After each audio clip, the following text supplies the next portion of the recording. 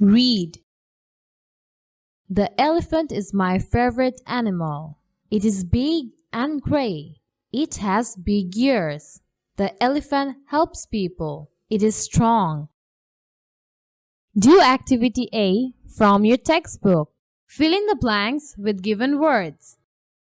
Big and gray. Big helps people. Strong.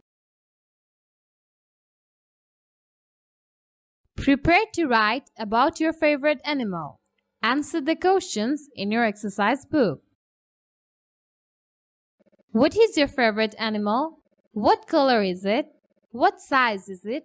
Describe one body part of the animal. See an example. Black stripes on its body. Orange. Big. Prepare to write about your favorite animal. Fox. Lion. Deer. Bear. Write a paragraph about your favorite animal in your exercise book. Use your answers to the questions in Activity B.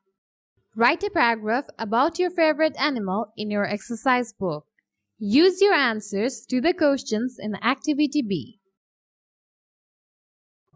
Tiger is my favorite animal. It is orange. It is big. It has black stripes on its body.